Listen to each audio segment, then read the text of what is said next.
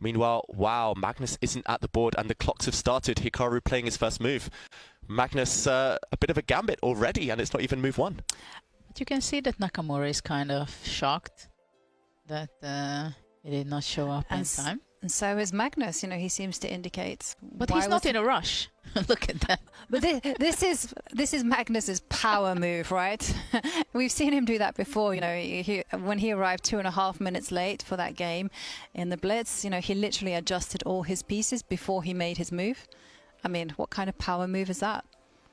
Wow, and the game has started after Magnus kind of gives Hikaru 30 seconds lead on the clock, and it's the exact same opening Judith that we've seen from Hikaru several times. I'm not surprised. Not surprised. He decided this way. He's not losing and wasting energy, rethink what to do. Yeah. Let's go for it. This is what I decided. I want to put my energy and invest it in other things. In the middle game, end game, when you have to shuffle things the way to turn things around.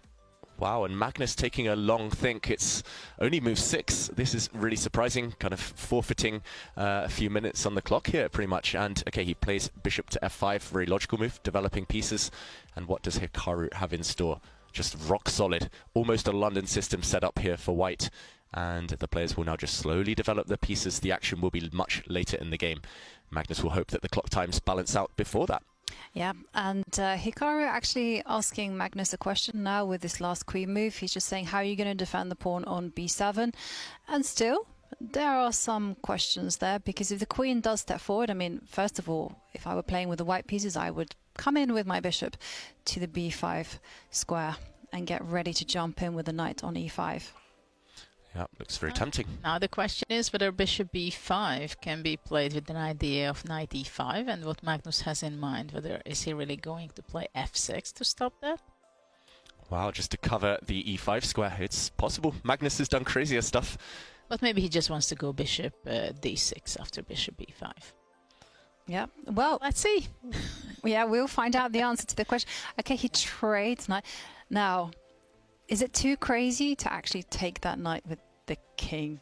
The king will be stranded in the center of the board for the rest of the game. That's true. Wow, he plays it, Hikaru, really desperate to win here, and Magnus reacts lightning fast with f6. No knight jumps for you. And but wow, king d2, I'm not sure it was a good sign that he went for this direction. No, it was a bit one-track mind. I think he needed to. Because where are you going with your king? Usually you're not castling longside in these systems, right?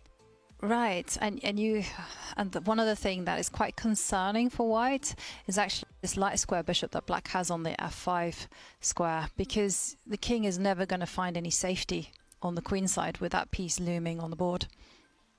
I mean, black can even go very aggressive g5, g4 kind of stuff. Yeah. Oh, oh, wow. oh. Maybe not anymore. Knight d4. Alarm bells ringing though. Ooh, e5. Look Step at forward. That. But Hikaru really breaking all the rules, because, you know, we're taught, first of all, don't move your king into the opening, into the center, and then certainly don't open any lines. He is Fischer Random World Champion though, and this does look like a Fischer Random game with the king out on d2. So will he get time after the queen trade that's about to happen to run back with his king to safety? I'm really surprised, I must admit, by Magnus's last move. Very strange. Yeah, but go for checkmate when your opponent's king is in the center. Right. That's what we're taught. But I think he's just simply saying, look, the bishop on g3 locked out of the game. That's true.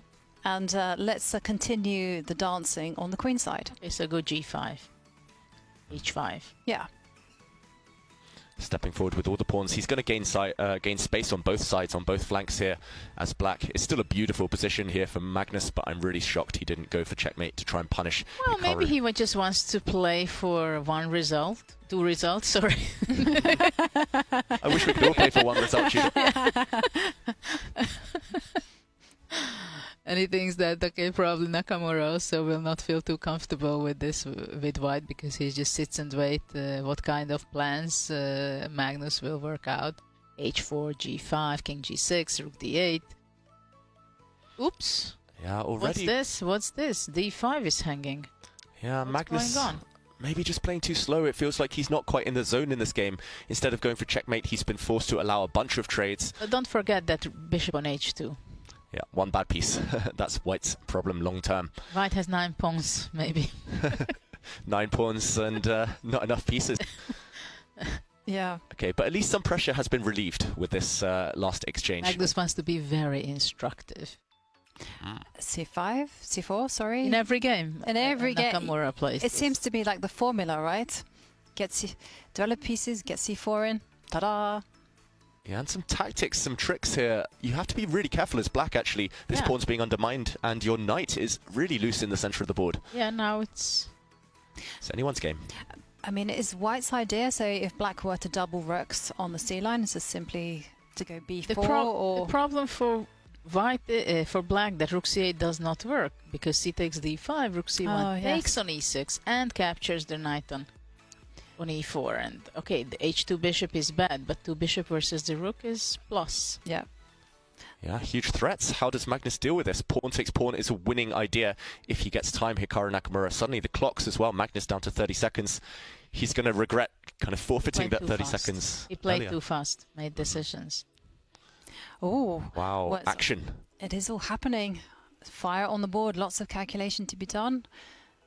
And right now, white can go a pawn up in the endgame if they just, if Hikaru here just takes this black bishop with a check and then recaptures on f3. But he's thinking of something else. But if he were to grab that pawn, his bishop on h2 would be saddled there until the end of times. And that's something that is strategically really concerning. Very interesting, this move what Magnus played g4. He's not scared of getting his knight trapped on the edge of the board. I would be slightly kind of worried here if I were Magnus Carlsen. This black knight has no escape squares. That's why Hikaru has stepped forward. f4, taking away the g5 square from black's knight. Now all Hikaru needs is to teleport his king over to g2. Wow, no way back now for that piece. Magnus playing with fire. Just king f1, retreat. Rook g8, rook c7. And white's playing with an extra piece, essentially. The white king, the white bishop, they are kind of cancelling out the black rook and knight right now. Magnus is totally stuck, totally immobilized. I hate what Magnus has been doing. And there we go, Judith. White's rook is activating. Could we see white just be winning in the next few moves? It's quite a funny setup, having the bishop on h2 and knight on h3. Don't try it at home, that's the problem. Actually, the bishop is coming into the game. But Magnus is wriggling hard, you know. Now the rook has come to g4, h4 is threatened on the board. Because king g2, knight f4 takes h4. Yes. Takes, and then you go h4, you win back the piece, you win back the white bishop at the end. But I don't understand why Hikaru's, there we go, not just activating his rook. You can hit my bishop, but I'll just happily retreat, and the black knight's still trapped for the rest of the game. And Magnus under 20 seconds, and his position is concerning. Yeah, his position's more than concerning. It might just be lost here. And under 10 seconds, as you say, Ivanka. What next? Where's he going with that black king? Really mysterious stuff. He can barely move, and now Nakamura's just going pawn hunting, going for black's pawns on the queen side. Grab them. Why not? Well, how many seconds? 15 seconds for Hikaru. And he's taken some time out just to see whether he can grab the pawn. And He wants to go king g4. But now what? Knight f2, king Wow. h3. He has his magic ideas. This is the definition of magic, Judith. Look at what he's done. The black king has crept into the position. He's going for the win, Magnus, if he can get his king into the f3 square. Hikaru has to pull the brakes, and he has to do it now. He's a piece up, Hikaru, but white's bishop is so trapped. And the clock is ticking down, and the king has come to f3. Wow. What a resource by Magnus. All the pawns are disappearing. Still some checkmate threats. Black's e-pawn threatening to come forward. And look at the clock. Both players, seconds left. Indecision there from Why not Magnus. king f4? He's just not taking a free pawn there, it feels like. Okay, but he can go back in. Now. Magnus has got to draw up his sleeve if he wants it, it feels like. He can bring his king across. Hikaru's just repeating now, bringing his rook, trying to give a check. Hey, Magnus takes the pawn. Black has to be the favourite here, Judith. Well, those two extra pawns, f4, f3, and nothing will stop him. f3. Keep pushing. No, go three times around still. He's just repeating moves here. Gaining time on the clock. The players do have a 2-second increment. But he's stuck. How can he break through here, Magnus Carlsen? King F3 and it's gone. Ooh, he's E2, curled up into a E2, ball. E2 and Rook B1. Judah, I think he spotted a direct win there. He's still going to find it though, Magnus Carlsen. He's got 3 pawns now, the B pawn running. Hikaru is about to resign. 3 pawns is too much. Very relaxed, Magnus, just sitting there. What kind of H3 knight he had?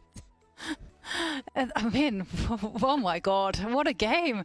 What a turnaround. I mean, this just goes to show it's all about holding the nerves when the clock is ticking down on its final seconds.